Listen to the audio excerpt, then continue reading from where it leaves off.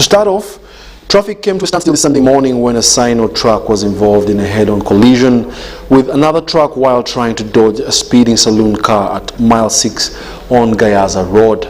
The saloon car had 5 passengers on board, and some of whom registered injuries and were rushed to a nearby clinic for treatment.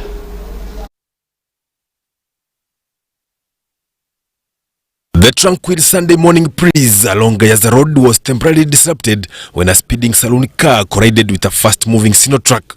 Though there were no deaths at the scene, several persons were injured when the vehicles collided. All this happened when vehicles were apparently trying to outdo each other, only to end in a head-on collision. Many people have been affected by this accident because the vehicles are still stuck in the middle of the road. Eyewitnesses say it was an accident that could have been avoided if both vehicles were patient and respected road rules and regulations. Akabenje kano mbadde nva Gayaza owamaka abadde ava Gayaza Sino tulakangedda Kampala bonna badde mu line emu naye yagala ayise Sino tulaka owakante bwafubutukiddeyo eri ng'ava Kampala nayagala Gayaza owamaka X nayagala ayise Sino tulaka n'ayingira akabenje ako. By press time, no one was reported dead, and those that got injured were rushed nearby hospitals for treatment. Babadde mbatano naye temuli afodde. Enene era bakoseddwa mbatonotono naye nga era nabo tebuli afodde. As the public gets ready to take children to school this Monday, it will be possible that road users drive carefully. And we advise our drivers to drive carefully, especially during this time when our children are going back to school.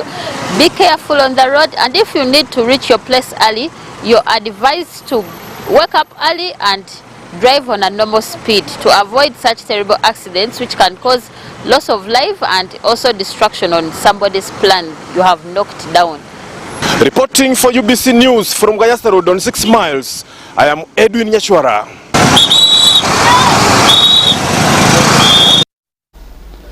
Now, as schools reopen this Monday, the fate of over 1,500 learners in Toroko district the rest of the country remains unknown because the schools were submerged by floodwaters from the overflowing Lake Albert.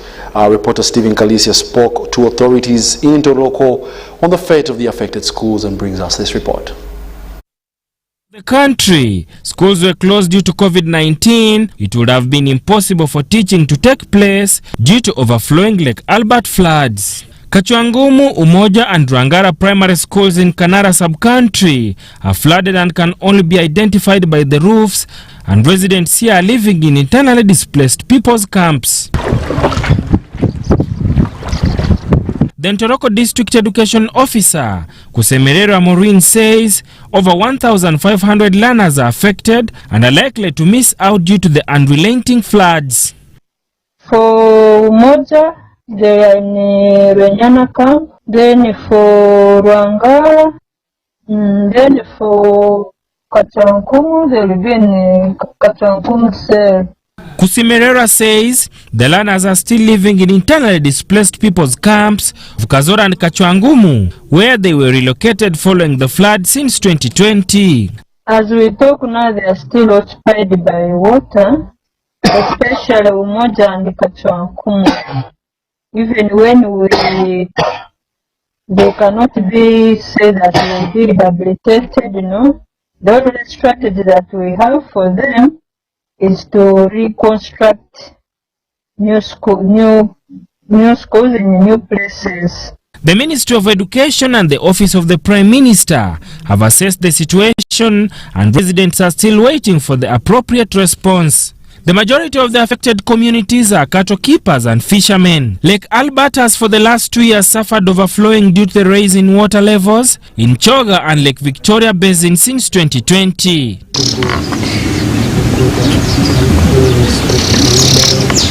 Sada Mubale, Stephen Kalicia, UBC News, Kampala.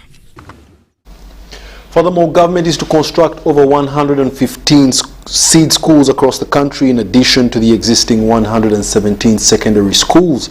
The State Minister for Higher Education, Dr. John Chrysostom Muyingo, says that government also has already allocated 100 billion shillings to renovate UPE and USE schools. These are the details. State Minister for Higher Education Dr. John Muhingo has cautioned proprietors of schools against hiking school fees. Of course, I am not expecting any education institution in this country to charge parents more than what was charged in the first term of 2020. Of course, you are all aware that COVID-19 hit almost everybody in the country, hit the economy, and many of our parents have not been really making money. So we need to have that at the back of our mind and make sure that our children are not, do not fail to go to school. Muhingo was offering over 170 bursaries worth 500 million to learners under Bunanika Constituency Education Fund at a function held at Kakora High School in Bunanika County, Luero. The Bunanika Constituency Education Fund was established by Dr. John Muhingo in 2011 and over 13,000 learners have so far benefited from this program. Thank the parents who took care of our children. I want also to thank the school administrators who have been able to give a facelift to the students so that the environment within the school is conducive to learning. I'd like to thank even those other leaders, local leaders who have been supervising this great work. Dr. Muhingo's political assistant Abdul Karim Waso says this program is not political but was established to help underprivileged families of Bunanika by Dr. Chrysostom Muhingo, who was until recently the area MP.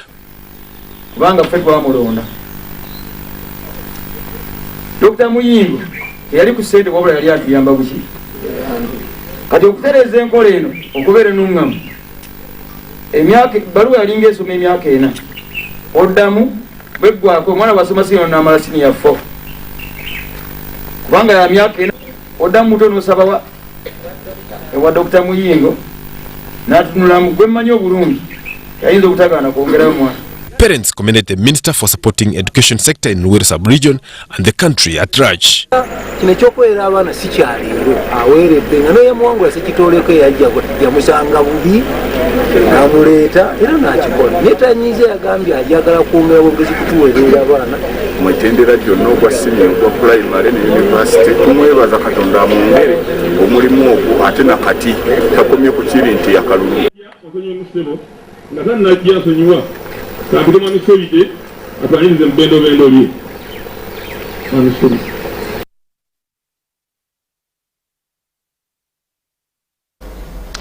Traders dealing in scholastic materials have tripled the prices as parents flock downtown to purchase these materials for their children ahead of the school reopening that is due tomorrow, Monday, the 10th of January 2022. Books and other scholastic materials are the most affected, as these details are going to share with us. It has been a busy day downtown Kampala as parents carried out last-minute shopping for their children, expected to report to school this Monday. Traders have taken advantage of the rush for scholastic materials and tripled prices of goods associated to learning.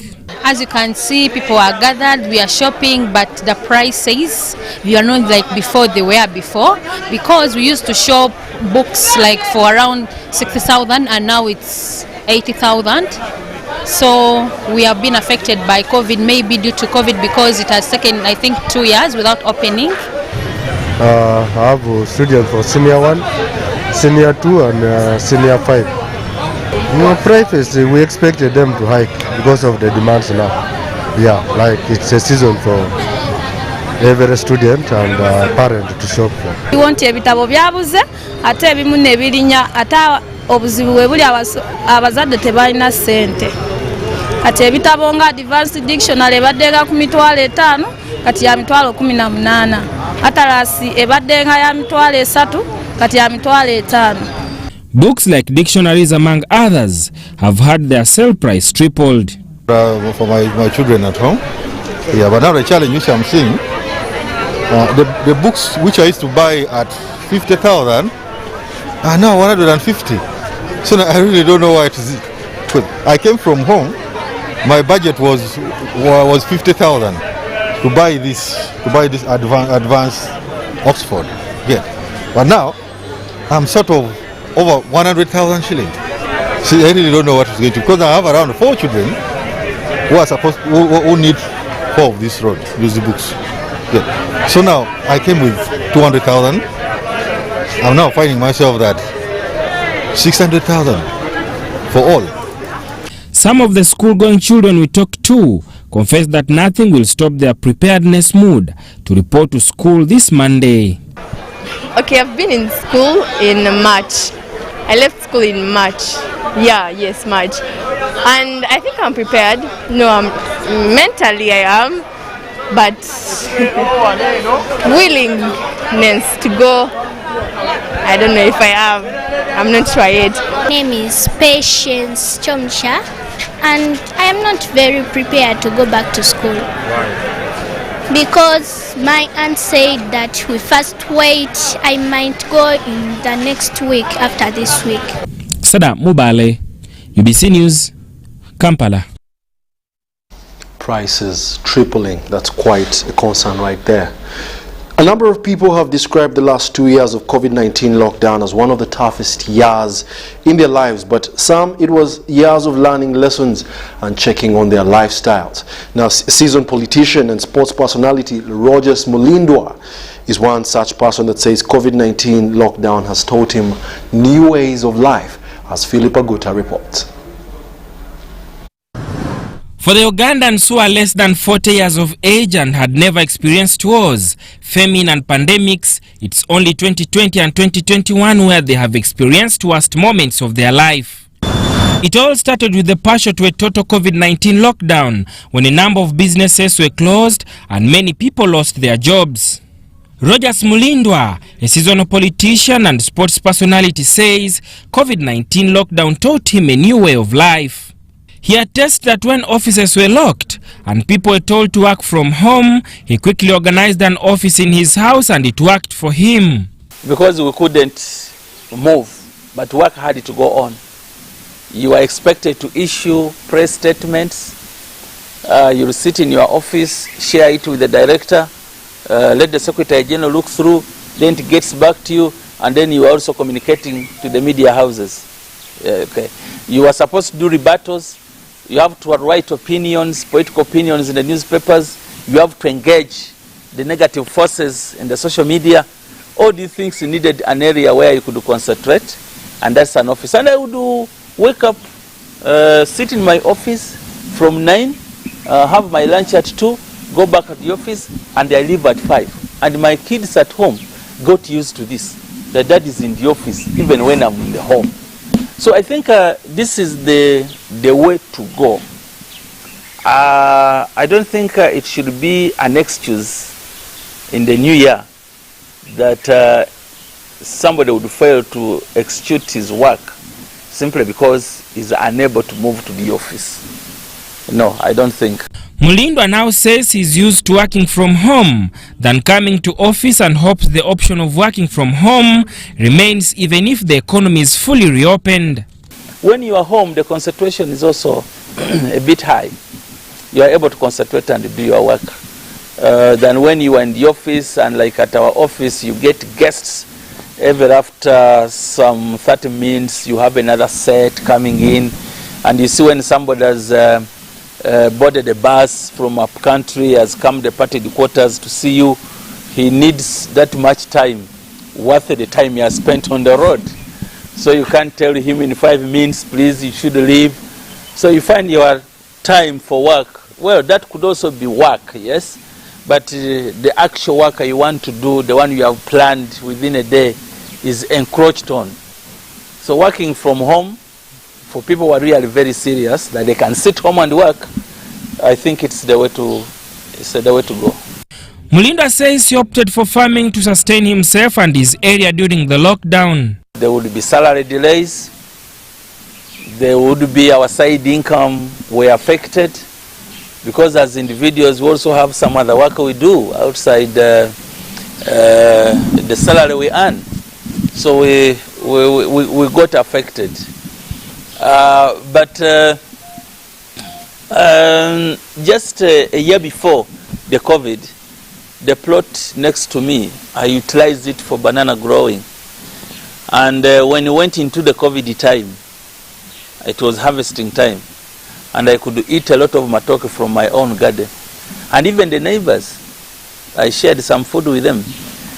Then I have been using this as an illustration when the president talks about the 4-acre model. But a plot can also be another opportunity for you. Why would you have a free plot where you just go and fence it off and then you are fencing off grass? Farming during the last 2 years paid him off, and he advises the public to do the same. So this mindset of our people must change. Don't spend 50 million buying a plot and then you keep a plot of 23 decimals or 11 decimals. You keep it for 5 years. When you just come slash, look at your bush and glorify your Lord that he gave you money to buy. No. Put that land to proper use, even before the construction. Grow something there for your survival. Don't drive your car and burn your fuel going to look at the bush. And you are replacing poles after the termites have spoiled them. But there is nothing. That mindset must change in the new year. Mulindo hopes to expand his farming skills and opportunities with or without COVID-19 pandemic, or to supplement his income. We are also going to do the mulching of our... Quite inspiring. Moving on, preparations by schools for resumption of teaching after the 2-year break was occasioned by the coronavirus pandemic are almost complete. A tour of some schools in Kasana Luwero Town Council have revealed that most schools have hit more than 90% preparedness level. Let's take a look. School reopening is upon us, and various stakeholders, especially the schools, are doing all within to ensure standard operating procedures are in place. At New Africa Primary School in Kasana Luwero, emphasis has been placed on ensuring the right social distance. We changed whereby we had, in fact, even before lockdown, we had enough space, but what we have done this time, we even engaged, we have added another room to make sure that at least those in boarding, they are going to be spaced, whereby at least per dormitory, we expect at least six to be in that one dormitory, whereby one will be on top, another one down, and there must be a maximum distance from one up and the other one which will be down. The director, Destiny Christian High School in Kalongo Zone, confirms readiness but calls for literature in video form to sensitize learners about COVID-19. We are in a session where we are learning very important issues to see how we are disseminating information to do with COVID. But I would like to appeal to the government to give us more materials which we can use with the COVID materials, and maybe also to have a sort of a video clip which we can share with the children. Children like videos, they like certain kind of information which can easily be attractive to them. So some proprietors of private schools are appealing to government to aid them with a soap, temperature guns and posters, among others, to help in managing COVID-19.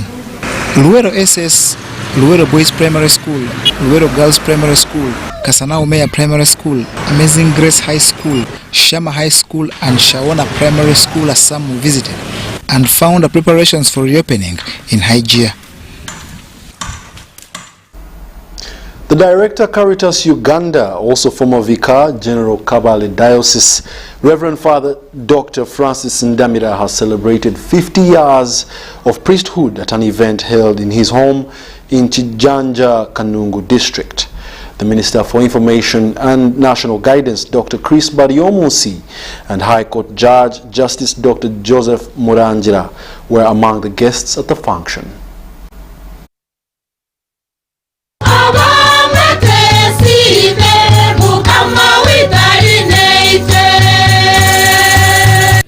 It was a celebration filled with joy and merry as one of the highly respected Catholic priests in Kabale Diocese marked 50 years of priesthood.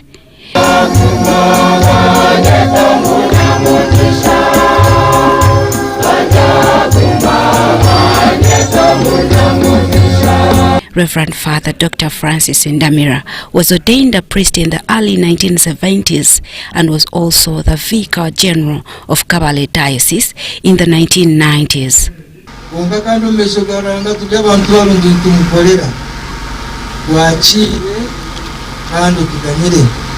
Ndamira, who is also a PhD holder, urged parents to support their children fulfill their dreams in life. Justice Dr. Joseph Morangira officiated the ceremony and described Father Francis Ndamira as a devoted priest, committed Christian, and a good listener. Humility for Ndamira, it is unbearable. The Minister for Information and National Guidance, Dr. Kurisibadio Monsi, appreciated Reverend Father Ndamira for serving God and pledged government support towards the Catholic faith in the region. Where government clashes with faith, there will be challenges. We shall continue partnering with the church, with the faith-based institutions, for you and us to remain partners so that we can continue to improve the quality of the life of the people that God has given us. He, however, urged religious leaders to focus on bringing Christians closer to God and also guide them on how to improve their livelihoods. Reverend Father Dr. Francis Ndamira was ordained a priest on the 12th of April 1970 at Imachiro Parish and is currently the National Director of the Caritas, Uganda.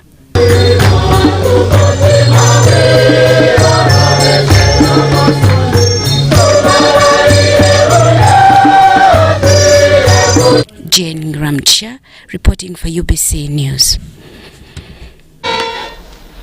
The National Resistance Movement leadership in central Kampala have donated scholastic materials to vulnerable school-going children in Kasato Zone, Mengo Chisenyi Parish. School administrators decided not to bother parents over school fees payment by instead accepting installment. The vulnerable school-going children in Kasato village, Mengo Chisenyi Parish in central Kampala have received scholastic materials and are eager to start schooling this Monday as schools reopen. The National Resistance Movement leadership in Kasato village gave out free scholastic materials to needy children from primary to secondary schools. I am so happy. I have a book and a pen. I have the beginning. I have helped my mother not to spend a lot of money. That's why I'm happy.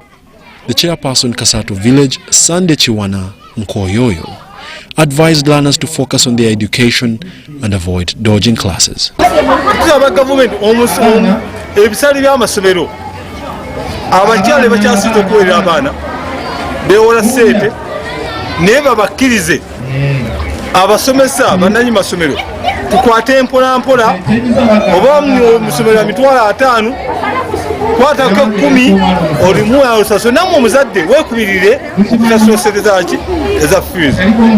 Nkoyoyo, who is also the village NRM chairperson, called on all teachers to create a conducive learning environment to all learners who were distressed by the pandemic.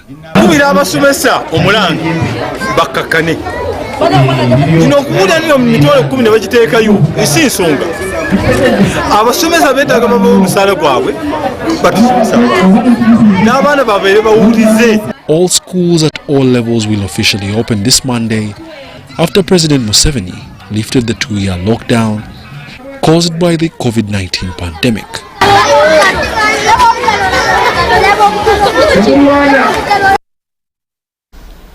The State Minister for Transport and Works, Fred Byamukama, has advised parents to educate their children with their means in and at easily accessible schools.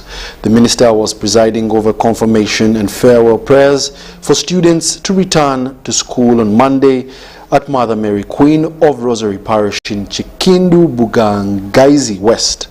Byamukama also urged parents to embrace government-aided schools which now offer quality education in both sciences and arts.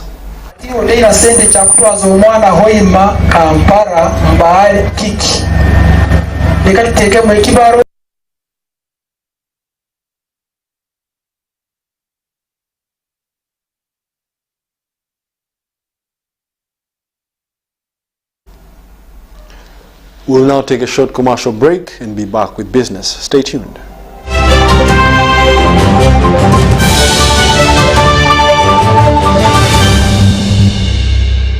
Everyone deserves more this festive season, which is why MTN Momo is giving you more Senkyu points on your MTN Momo withdrawals at agent locations.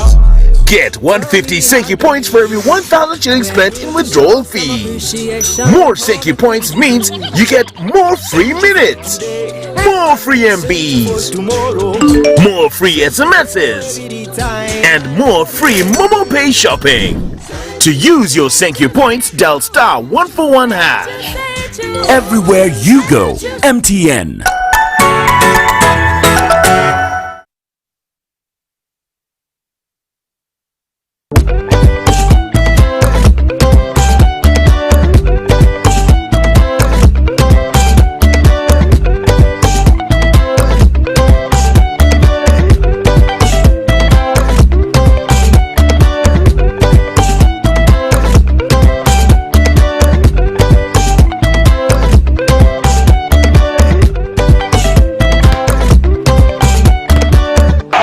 It's the 2021 Total Energies Africa Cup of Nations. Live, free, and exclusive to your public broadcaster, UBC, inspiring Uganda.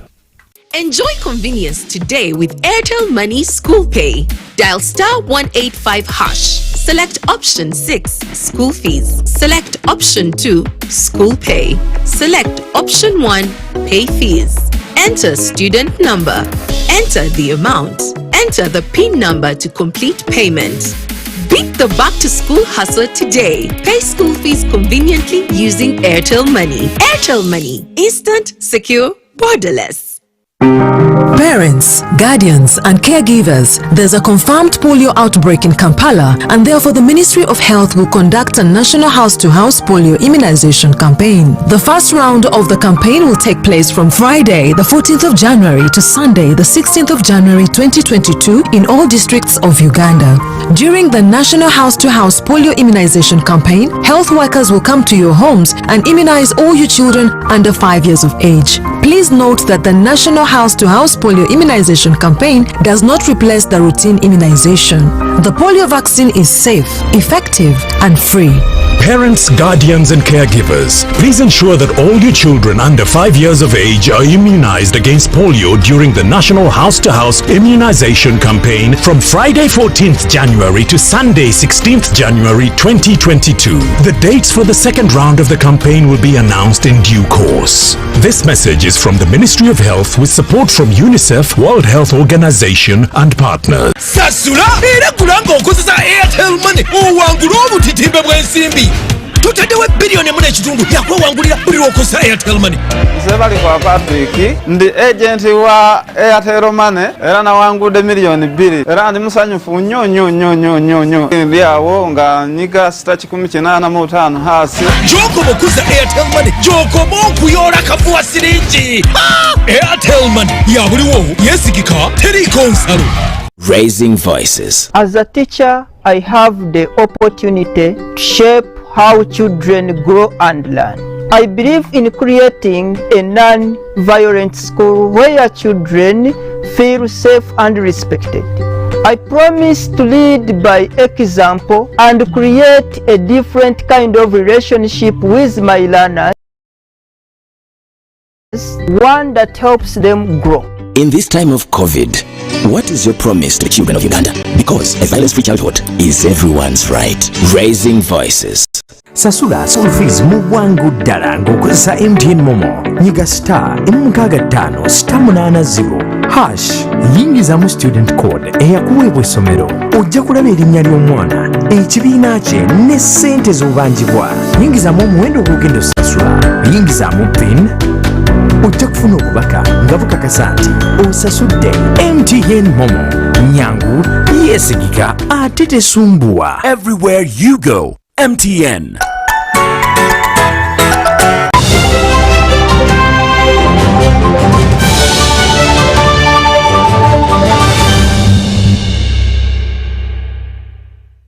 Welcome Welcome back. You're still watching the UBC News Tonight, broadcasting live from Nile Avenue. We now take you to the world of business. Government is being asked to support farmers with skills in value addition and processing facilities like factories as a boost to the sector. The chairperson, Zimbabwe Town Council, Luwero District, Pasco Omalach, wants farmers to stop the habit of using chemicals that are detrimental to soil productivity. These are the details. Government is being asked to support farmers with value addition skills on processing facilities like factories as a boost to the sector. The chairperson, Zimbabwe Town Council, Luwero District, Pasco Omalach, wants farmers to stop the habit of using chemicals that are detrimental to soil productivity. Omalach wants farmers to appreciate organic farming. He was closing a 2-day organic farming seminar organized by Dynafam and Bivamuntuyo at Zimbabwe sub-county in Luwero District. Must come with organic farming. We are going to boost our fruit farming. Once we do fruit farming in the passion fruits, we grow mangoes, we grow oranges, we grow pineapples. We supply Kampala with almost all greens and fruits. With organic farming, we are going to boost that farming. Come and solve. Me as one. The General Manager Dynafam, Judith Tushabe, promised to continue encouraging and sensitizing farmers to grow organic crops by using natural manure. Tushabe wants government to support local farmers by organizing seminars aimed at involving them in modern agricultural methods to improve the sector. However much you can apply it, most of our fertilizers on the market, they are inorganic and they contain a lot of chemicals that are so harmful to our lives. So that's why I tell everyone out there to train and know the basic ways of farming by using organic farming. Haji Yusuf Seviri of Bivamuntuyo Farmers said the organic farming seminar was organized to train farmers and equip them with skills of protecting the environment and the value of organic food as medicine and to disease it from using genetically modified products. Kubanga betunalya emmere ennime mu nnime y'obutonde emmere eddagala tujja kukendeeza ku ndwadde nga kansa n'ebirala ebituleeterwa ebirwadde emmere enkolerere. Story compiled by Salongo Kasibante, UBC News.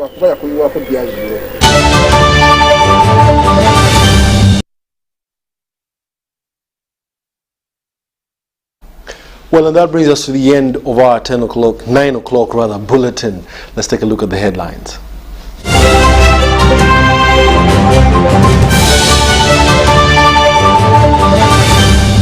Brought to you by How to get points. Just use MTN to make calls, send SMS, load airtime, buy bundles, or pay for MTN subscription services. Everywhere you go, MTN. In our stories tonight, several injured in a head-on collision on Gaza Road. Over 1,500 learners to miss out on education due to the Ntoroko floods.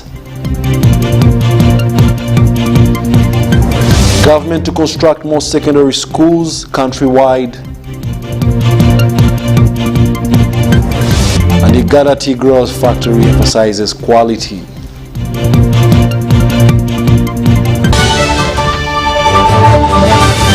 Was brought to you by Everywhere You Go, MTN.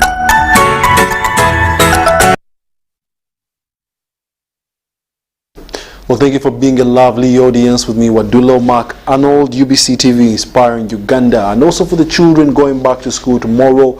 Please remember that we're doing this because you have to learn and study. So the quicker you get your mental aptness ready, then the quicker you get to learn and move on. Forget about the past, let's think about the future. Up next will be the Ethiopia-Cape Verde match, but right now we hand you over to the sports team. Good evening, I'm Juliet Nanteza with the latest weather forecast from Uganda National Meteorological Authority. Most parts of the country are still experiencing dry and hazy conditions, and this is due to the dry and dusty winds blowing in from the Siberian highs and then the Azores towards our country. As you're setting off for the day, we advise you to take a lot of water and wear light clothes, because in the morning we expect most parts of the country to be with bright and sunny conditions. Then later on in the evening, the western stretch, we expect it to be with sunny intervals. Temperatures are expected to rise to 35 in the northern parts of our country. Along the Lake Victoria Basin, we expect temperatures to rise to 31 to 32. Mbara 29 degrees, and then Kabale Highland at 25. Elsewhere, Zanzibar, Juba, Nairobi, Cairo, and then Dubai, we expect bright and sunny conditions at a maximum of 40 in Juba. That's all we had for you from Uganda National Meteorological Authority. Have a blessed week.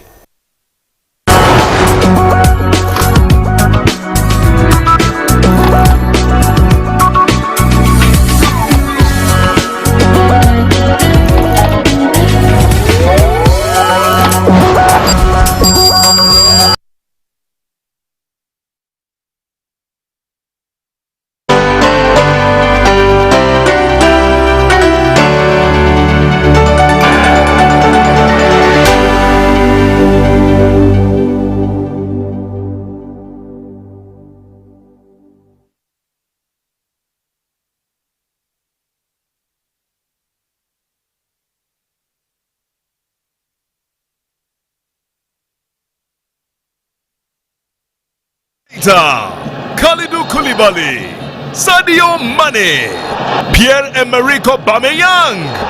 When you hear these names, you may think you're probably watching the English Premier League or UEFA Champions League, but it's none of those. It's the 2021 Total Energies Africa Cup of Nations from 9th January to February 6th, 2022. All these global elite football stars will be in Cameroon to grace the continent's most prestigious sporting event. 52 games, 24 countries, 1 continent, 1 trophy, 1 station, live, free and exclusive to your public broadcast.